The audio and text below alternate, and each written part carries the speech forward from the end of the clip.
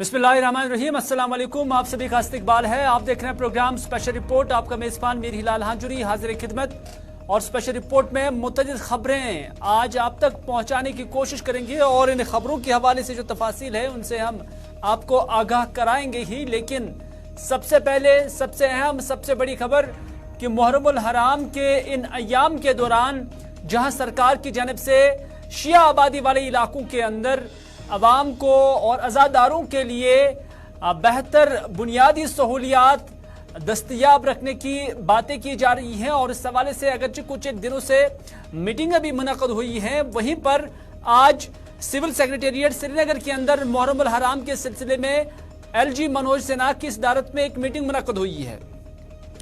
और श्रीनगर के civil secretariat के अंदर मुनक़दा इस मीटिंग की सदारत LG मनोज सिन्हा ने आज अंजाम दी है, जिसमें chief secretary doctor Arun Kumar Mehta के अलावा मुख्तलिफ शिया अंजुमनों के जो लीडरान थे वो शामिल हुए हैं। इजलास में शुरका ने इंतजामिया से आशुरा के जुलूसों पर पाबंदी हटाने की अपील की है, क्योंकि शहरी श्रीनगर के कुछ एक इलाकों में अगरचे कुछ जुलूस आज़ा के बरामद होने पर पाबंदी काफ़ी बरसों से यहाँ पर लगातार जारी है, वहीं पर आज इन शिया जो तंजीमें हैं, मुख्तलिफ तंजीमों के जो सरबराहान हैं, जो उनके मुंतजमीन थे, उन्होंने LG मनोज सिन्हा से और चीफ सेक्रेटरी अरुण कुमार मेहता से गुजारिश की थी, मुतालबा किया था, अपील की थी कि इन जुलूसों की बरामदगी पर जो पाबंदी है उसको हटा दी जाए। और इस दौरान अंजुमन शरीय शिया के आगा मुश्तबा भी यहाँ पर मौजूद थे, जिन्होंने ज़राए इब्लाग के नुमाइंदों से बात करते हुए उम्मीद जाहिर की है कि LG इंतजामिया इस मामले पर नजरसानी करेगी इस बार, क्योंकि जैसे उन्होंने कहा कि जैसे यहाँ G20 का एक बड़ा प्रोग्राम मुनक्कद हुआ और सूरत हाल बेहतर रहा और उसके साथ साथ यात्रा भी खुश असलूबी से जारी है, वैसे ही आज़ादारी के जुलूस भी बरामद होने की इस बार इजाज़त दी जाएगी। ये आगा सईद मुश्तबा ने ज़राए इब्लाग के नुमाइंदों से बात करते हुए किया, जिनका ताल्लुक अंजुमन शरीय शिया से है।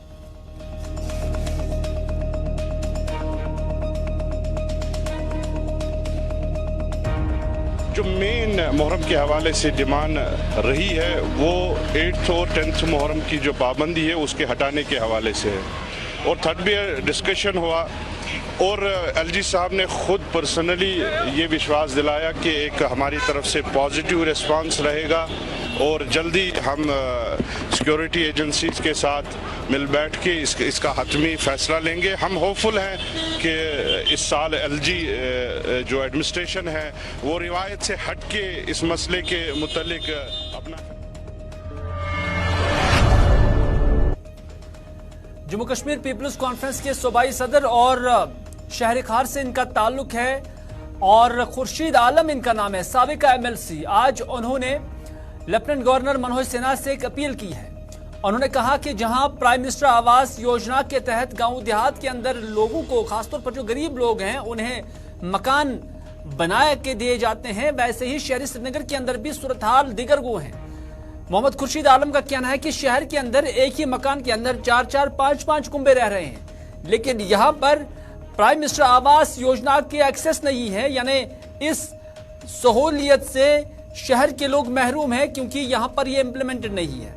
उन्होंने कहा कि इस स्कीम के यहाँ इम्प्लीमेंट करने से शहर के लोगों को भी इस्तिफादा हो सकता था, लेकिन इसमें शर्त यह है कि अगर LG इंतजामिया इसमें इंटरवीन करे। उन्होंने कहा कि शहर के लोग काफ़ी गरीब है और इनके जो ज़राए और वसाइल है वो भी महदूद है और कमाई के ज़राए भी उनके पास कम है, तो इस वजह से एक गरीब तबके को यहाँ रहने की जो है मदद जो है रहने के लिए मदद फराहम की जाए और इस हवाले से प्राइम मिनिस्टर आवास योजना के तहत ऐसे लोगों की कफालत की जाए। आपको याद ही होगा कि LG इंतजामिया की जानब से हाल ही में यह कहा गया है कि जम्मू कश्मीर के अंदर तकरीबन 2 लाख ऐसे घराने हैं जिन्हें प्राइम मिनिस्टर आवास योजना के तहत मकान बनाए दिए जाएंगे और साथ ही साथ जिन लोगों के पास मकान बनाने के लिए जमीन नहीं है तो उन्हें सरकार की जानिब से जमीन भी फराहम की जाएगी। तो इस हवाले से मोहम्मद खुर्शीद आलम ने कहा कि शहर श्रीनगर के अंदर एक ही मकान के अंदर कई कुंबे रह रहे हैं, तो यहाँ के लोगों को भी जमीन की भी जरूरत है और मकान की भी जरूरत है। डिमांड्स कि शहरी श्रीनगर को प्राइम मिनिस्टर्स आवास योजना की सबसे ज़्यादा ज़रूरत है, क्योंकि यहाँ पे अगर आप डाउनटाउन में बिलखुसूस देखेंगे कि एक एक छोटे मकान में 2-2, 3-3 कुंबे रहाइश पजीर हैं और शहरी श्रीनगर की ज़मीनों की जो कीमतें हैं वो बहुत ही एग्जॉर्बिटेंट है और लोगों में इतनी माली इस्तेदात नहीं है कि वो ख़रीद सके। बज़ाहिर खुद जब तक यूटी के गवर्नर साहब इसमें मदाखलत नहीं करेंगे और शहरी श्रीनगर के हालात को और लोगों के मसाइब व इब्तिला को मद्देनज़र नज़र नहीं रखेंगे, disparity in a scheme introduced by the Honorable Prime Minister of India, it cannot be allowed. ये आप मुश्किलात रूरल और अर्बन एरियाज़ को डिप्राइव करके शहर श्रीनगर जम्मू शहर को इसमें से निकाल के सिर्फ रूरल एरियाज़ की बात करेंगे। इट सीम्स एक इंतहा लगता है कि ये एक वोट बैंक की तरीके से इसको इस्तेमाल किया जा रहा है। ज़रूर चले, जम्मू कश्मीर में जब हमें स्मार्ट सिटी का नाम याद आता है तो फिर तवज्जो जो है वो पोलो व्यू की तरफ चला जाता है, क्योंकि शहर के लोग अक्सर यही कहते हैं कि स्मार्ट सिटी अगर है तो वो सिर्फ पोलो व्यू के आसपास है, बाकी इलाकों के अंदर नहीं है। लेकिन प्रोग्राम अभी भी है, प्रोजेक्ट अभी भी है। सरकार ये कहती है कि वो इस पर गामजन है और बहुत जल्द जितने भी इसके कॉन्स्टिट्यूएंट और कंपोनेंट्स है उनको मुकम्मल किया जाएगा। लेकिन इसी स्मार्ट सिटी के अंदर अब स्मार्ट बसेस भी होंगी। ये स्मार्ट बसेस कैसे होंगी, हम आपको एक डेमो भी दिखाएंगे, एक विजुअल भी दिखाएंगे, जिसमें आप देख सकते हैं कि बस जो रेड कलर की है, लेकिन ये स्मार्ट है, ये स्मार्ट सिटी के लिए मखसूस है ये गाड़ी। दरअसल श्रीनगर कुछ दिनों में 20 ई बसों की पहली खेप मुतारिफ करने की तैयारी कर रहा है। यानी ये ई बस है, इलेक्ट्रिकल बस है। ये बसें शहर भर में प्रोटोटाइप टेस्टिंग से गुजरेंगी ताकि इनकी कारकर्दगी का जायजा लिया जा सके और किसी भी जरूरी तरमीम की निशानदेही की जा सके। ये फिलहाल एक बस लाई गई है और भी कुछ बसें लाई जाएंगी जिन्हें फिलहाल जो है चलाया जाएगा प्रोटोटाइप टेस्टिंग के लिए, ताकि देखा जाएगा कि क्या ये शहरी श्रीनगर के लिए, स्मार्ट सिटी के लिए बेहतर रहेंगी और इसमें अगर कुछ अमेंडमेंट्स करनी होंगी वो किस तरह की करनी होंगी, उस पर अभी जो है जायजा लिया जा रहा है। हुकाम के मुताबिक ई बसों को मुकम्मल तौर पर चलाने से पहले स्मार्ट सिटी को शहर के मुख्तलिफ हिस्सों में चलाने के लिए मुख्तलिफ महकमों से इजाजत भी दरकार होती है। ये बसें 2 साइज में आती हैं, 9 मीटर लंबी और 12 मीटर लंबी, और तवक्का की जाती है कि वो रोजाना कम से कम 200 किलोमीटर का फासला तय कर पाएंगी। यानी रोजाना ये गाड़ियां जो हैं, एक गाड़ी रोजाना 200 किलोमीटर का सफर तय कर सकती है और इसकी जो बैटरी रिचार्जिंग वगैरह है वो 200 किलोमीटर का है या इससे ज्यादा होगा, लेकिन कम से कम 200 किलोमीटर ये तय कर सकती है। शहर के पब्लिक ट्रांसपोर्ट सिस्टम को बढ़ाने के लिए हुकूमत इस साल दिसंबर में श्रीनगर स्मार्ट सिटी प्रोजेक्ट के तहत 100 स्मार्ट ई बसों का बेड़ा शुरू करने का मंसूबा रखती है और इस माह के आखिर तक पहली 20 बसें आने की उम्मीद है।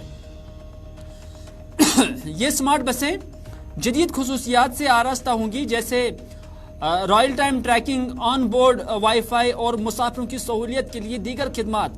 श्रीनगर स्मार्ट सिटी प्रोजेक्ट के चीफ इंजीनियर इफ्तिखार ककरू ने बताया कि दिसंबर तक शहर में 100 स्मार्ट बसें चल पा रही होंगी। यानी दिसंबर के महीने तक इसका हदफ रखा गया है कि जब 100 बसें शहरी श्रीनगर के अंदर स्मार्ट एरियाज जिसे कहा गया है स्मार्ट सिटी के तहत, वहां पर ये चलाई जाएंगी। और इन बसों में एक खास इन बसों के अंदर एक खास चीज ये भी होगी कि ये इलेक्ट्रॉनिक बसें साफ सुथरा माहौल में अपना हिस्सा डालेंगी और जदीद तरीन हिफाजती खुसूसियात से लेस होंगी, जैसे घबराहट का बटन, लोकेशन सिस्टम, CCTV और स्टॉप रिक्वेस्ट सिस्टम वगैरह भी इसमें शामिल होगा।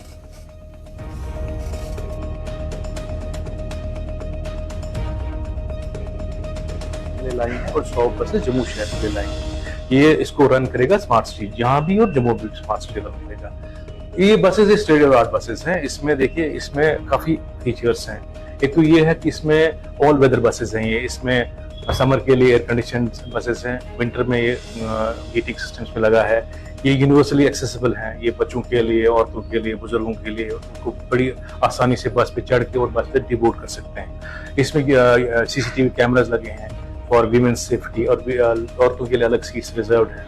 और इसमें जो हमने एक वो यूनिवर्सल मोबिलिटी कार्ड का भी ऑप्शन रखा है कि आपके पास अगर कार्ड होगा तो अगर आप कार्ड स्वाइप करेंगे तो उसमें आपका डिस्काउंट आपको मिलेगा, आपका कैश पेमेंट का भी सुविधा है। These are not the normal diesel driven buses. इनके लिए चार्जिंग स्टेशन हमने ऑलरेडी, एक तो मेन जो डिपो है पांथा चौक में, वहाँ डेवलप हो रहा है, और उसके साथ साथ यहाँ शहर में भी हम अपॉर्चुनिटी चार्जिंग स्टेशंस भी इंस्टॉल करेंगे। बिकॉज नॉर्मली एक बस अराउंड 200 किलोमीटर्स एक चार्ज पे चलती है, लेकिन इसको बीच में टॉप अप करना पड़ता है, तो ताकि है ना, जैसे हम मोबाइल को टॉप अप करते हैं, तो इसलिए हमने अपॉर्चुनिटी चार्जिंग स्टेशंस भी आइडेंटिफाई किए हैं। प्लस इसमें जो है, इसमें वाईफाई का निज़ाम है, जैसे मैंने कहा सीसीटीवी का निज़ाम है, जो और की सेफ्टी का ये मेजर कंसर्न जहाँ तक पब्लिक ट्रांसपोर्ट की बात है उसका हमने खास ख्याल रखा है। और ये 9 मीटर की बसेस है, 12 मीटर की बसेस है। 9 मीटर हमने क्या किया, 9 मीटर हमने रिजर्व रखी है शहर खास के लिए, बिकॉज वहाँ पे कुछ एरियाज में नैरो लेन्स बाय लेन्स है। और 12 मीटर की बसेस बोथ इंटरसिटी और इंटरसिटी का भी इसमें एक ऑप्शन है। हम इंटरसिटी भी कुछ बसेस रन करेंगे। मोस्टली इंटरसिटी बसेस हैं, मोस्टली इस समय शहर में चलेंगी, लेकिन जो हमारे 2 एक्सेस है, north south east west axes, वहाँ पे भी चलेंगी। और ये बहुत ही खूबसूरत, aesthetically very very good looking buses, शायद आपने बस देखी होगी, बड़ा carefully design, carefully colour, carefully selected, और उसमें जो मैसेजेस वगैरह है, तो ये जो लेटेस्ट है। नाज़रीन, जिक्र अब मौसम का करते हैं, क्योंकि कुछ एक दिनों से हम देख रहे थे लगातार बारिशें भी हो रही थी और कई एक जगहों पर फ्लैश फ्लड्स भी आए थे, और इसकी वजह से काफ़ी नुकसान भी हुआ है। ख़ासतौर पर जब हम ज़राअत का जिक्र करते हैं तो ज़राअत को भी काफ़ी नुकसान हुआ है। लेकिन अब महकमा मौसमियात की जानिब से एक पेशन गोई की गई है, जिसमें चूँकि पहले ही कहा गया था कि 25 तारीख तक बारिशें होंगी, फ्लैश फ्लड्स की पेशन गोई भी की गई थी। लेकिन अब महकमा मौसमियात का कहना है कि 24, 27 और 28 को दिन में अमूमन मौसम खुशगवार रहेगा।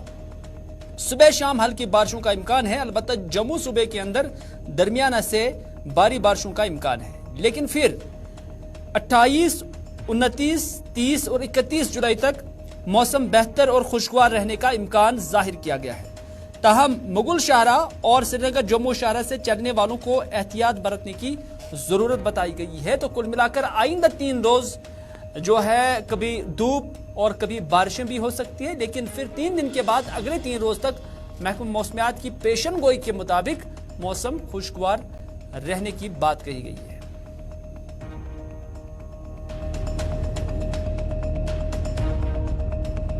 पहले से थी 19 से लेके 23 जुलाई तक हमारी पेशन गोई थी, जिसमें मुसलसल बारिशें हुई, वाइड स्प्रेड बारिशें, कुछ एक जगहों पे हैवी बारिशें भी हुई, फ्लैश फ्लड्स और लैंडस्लाइड्स काफ़ी जगह से रिपोर्ट्स हुए। तो अभी फ़िलहाल मौसम अबरालूद है, ओकेजनली सनी पार्टली क्लाउडी रह सकता है लगभग 26 तारीख तक।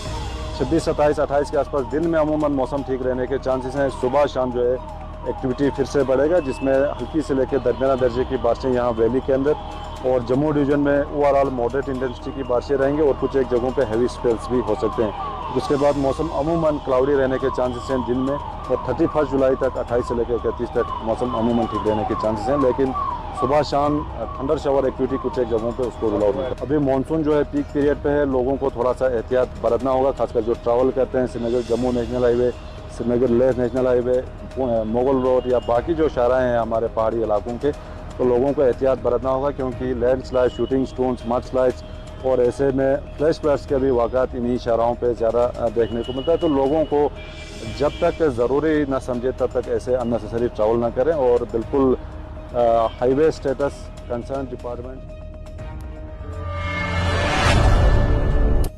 नाज़रीन, जब से जम्मू कश्मीर के अंदर स्मार्ट मीटरिंग जो है वो शुरू हो गई है, तब से हम देख रहे हैं कि लोग महकमा बिजली के तई काफ़ी बदजन हो गए हैं। और इस हवाले से जहां वादी कश्मीर के अंदर चाहे शहर हो, गांव हो, या जहां जहां पर भी ये मीटर्स नस्ब किए जा रहे हैं, जहां वहां पर लोगों के अंदर काफ़ी गम गुस्सा महकमे के तई और उसके बाद एलजी इंतजामिया के तई देखा जा रहा है, वहीं पर अब जम्मू सूबा भी इन एहतजाजों से दूर नहीं है। आज जम्मू के अंदर डेमोक्रेटिक प्रोग्रेसिव आज़ाद पार्टी की जानिब से एक एहतजाज किया गया, और इस एहतजाज के दौरान यही कहा गया है कि अब जम्मू के अवाम को बिजली के नाम पर लूटा जा रहा है और लोगों की जेब पर डाका डाला जा रहा है। इस तरह के अल्फाज भी जाहिर किए गए हैं, और कहा गया है कि यह सब सरकार की जानिब से हो रहा है। जिनको 200 रुपए बिल आता था, उनको आज 1500 रुपए बिल आना शुरू हो गया है। 1000 रुपए वाले बिल को 5000 बन गया है। नए मीटर सरकार के लिए स्मार्ट है, न कि आवाम के लिए। ये डीपीएपी के जो लोग हैं, जो लीडरान हैं, जो कारकुनान हैं, उन्होंने जम्मू में एहतजाज के दौरान इस तरह की शिकायत की है और मुतालबा किया कि अवाम को बिजली फीस को लेकर और बिजली की फराहमी को लेकर आसाइश जो है वो फराहम की जाए।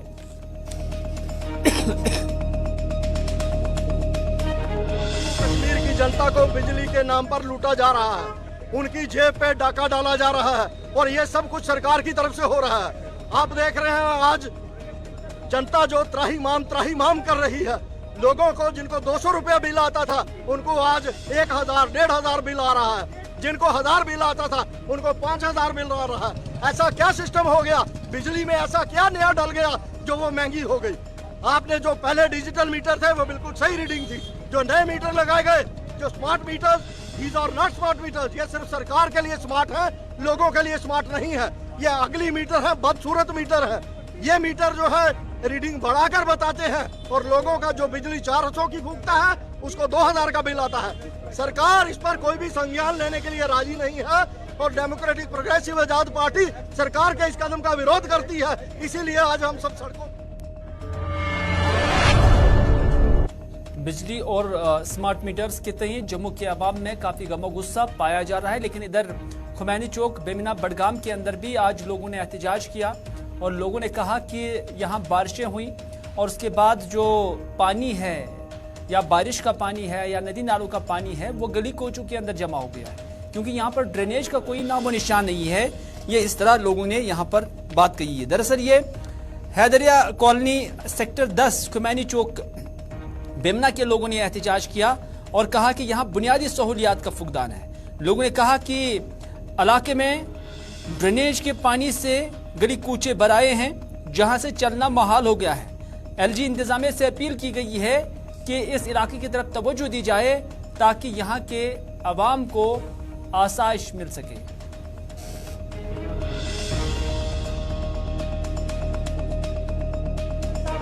हर जगह पे दौरे किए, श्रीनगर में दौरे किए, बारामूला में दौरे किए, अनंतनाग में दौरे किए, हर किसी डिस्ट्रिक्ट में गए हो, बडगाम भी गए हो, लेकिन उनको ये पता है कि बेमना भी कोई इलाका है? उन्होंने कभी सोचा है? उनको पता भी है कि बेमना खुमैनी चौक कोई एरिया है? कभी वो इस रास्ते से गुजरे हैं?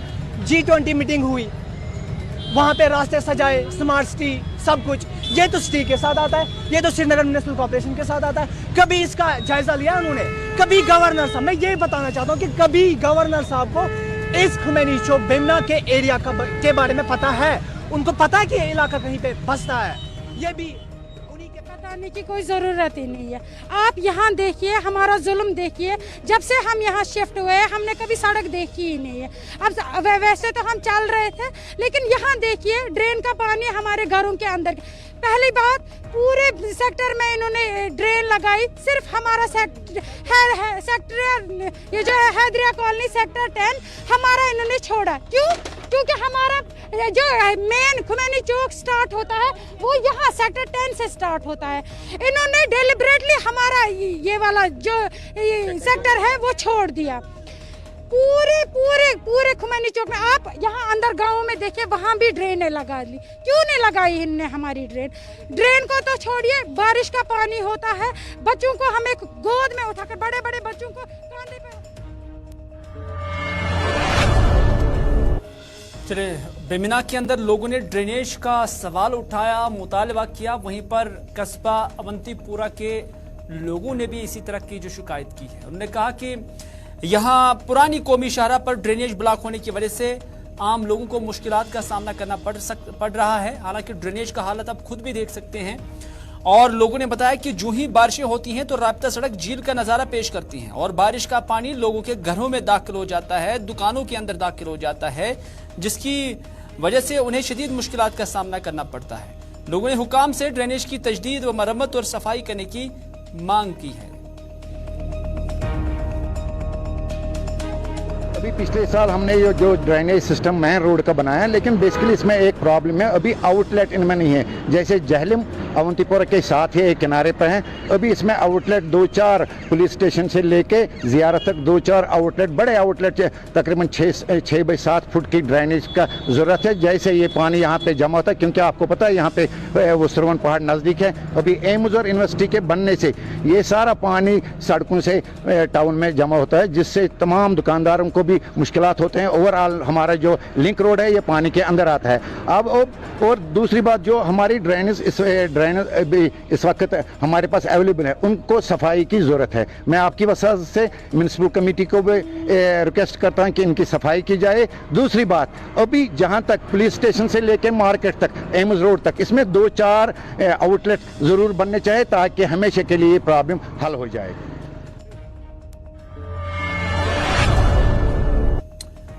इधर अवंतीपुरा के ही रहने वाले जो स्टोन क्यूरी से वाबस्ता लोग हैं, उन्होंने भी एहतजाज किया।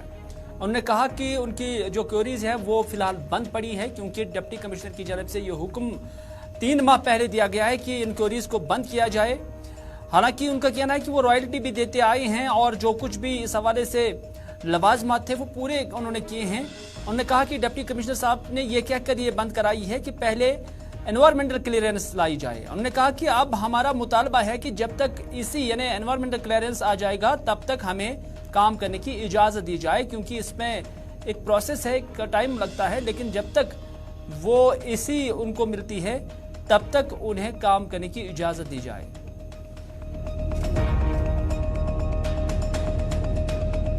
मैं भू अवंतीपुरा का बाशिंदा हूँ। हमारी यहाँ मांगे हैं एलजी साहब से, खासकर डीसी साहब से, जिसके पास हम गए थे। हमारी सिटून क्वायरिया जो है वो पिछले 3 महीने से बिल्कुल बंद पड़ी है। 3 महीने पहले तक हम पूरा बाज़ाब्ता गवर्नमेंट का काम करते थे। रॉयल्टी हमने लाखों में भरी है। हमारे पास अभी रिसिप्ट भी हमारे पास मौजूद है। गवर्नमेंट का काम बड़ी आराम से चल रहा था, तो अचानक डीसी साहब ने इस क्वायरी को बंद कर दिया और कहा कि नहीं, पहले ईसी ले आओ। ईसी का प्रोसेस भी हमारे पास, हमने पहले 2 साल पहले हमने शुरू किया है और ईसी का प्रोसेस अभी चल रहा है। अभी 4, 5, 6 महीने लग सकते हैं उसमें। यहाँ कश्मीर वादी में एक ही सिटून क्वायरी है जिसको अभी तक ईसी आई है, तो हम भी कोशिश कर रहे हैं। 4 महीने, 5 महीने, 6 महीने लग सकते हैं उसमें।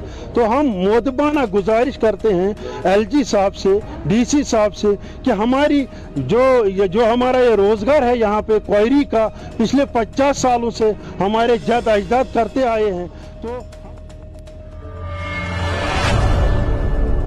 इधर government upper primary school Harigam Kulgam के तलबा व तालिबात और उसके साथ साथ जो उनके वालिदैन हैं, उनका मुतालिबा है कि यहाँ स्कूल के लिए बिल्डिंग तामीर की जाए। आप ये देख सकते हैं टीन का शेड है जहाँ पर बच्चे पढ़ रहे हैं। गर्मियों में इन बच्चों का क्या हाल होता होगा, और सर्दियों में भी इन्हें सर्दी लगती है, गर्मियों में ज़्यादा गर्मी होती है और बाज़ औक़ात इन्हें बाहर सहन के अंदर पढ़ना पड़ता है। तो इस तरह से ये बच्चे जहाँ पर बुनियादी सहूलियत जो स्कूल की होनी चाहिए थी वो बिल्कुल भी नहीं है, काफ़ी मुश्किलात इन्हें दरपेश हैं।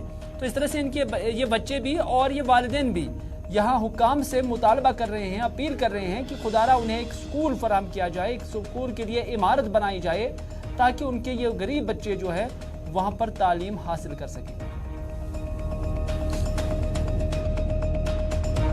मेरा नाम आयत बशीर है। मैं गवर्नमेंट मिडिल स्कूल में पढ़ती हूँ। हम यहाँ पर टेंशन में रहते हैं, हमें बहुत तकलीफ होती है।